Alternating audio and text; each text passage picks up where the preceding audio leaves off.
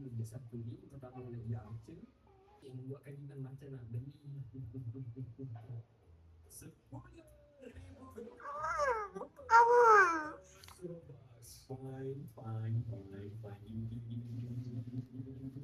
Kalau orang saya nak booking tu, oh tak cukup. Iman ni booking satu ni dia main betul. Okey, untuk booking yang ini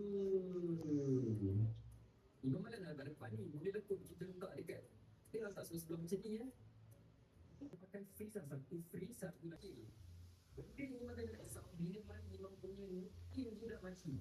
Tapi kalau tadi yang dia pergi sampai 1,300 macam tu betul tak? 1,300 selanjutnya tahun apa semua setakat ni.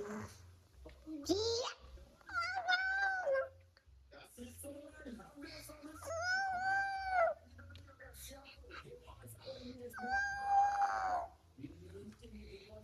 musuh semua dah. Mungkin ada yang nak jalan semua semangat.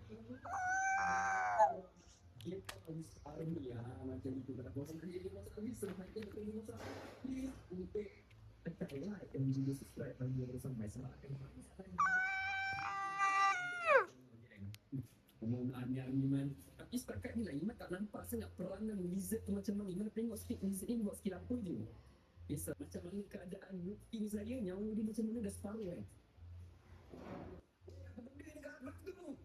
Boleh 1,000 saja dapat let's go. Tapi masalah dah bagi pun tu. Iman dah dapat ni sini. Tak boleh tak sikit lagi. Mana kan? Abang. Apa ke saya beli lagi ni?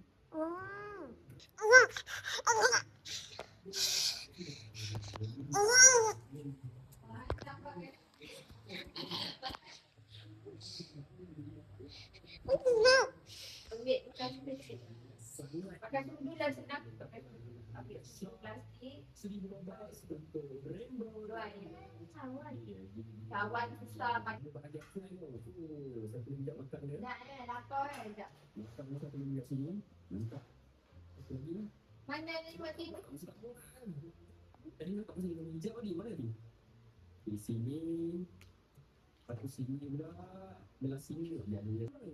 Macam satu. Bawa sekat ke sana lah. Jadi belah ini lagi report ni mungkin dia jaga dekat dia. Ini mana beli gila sih.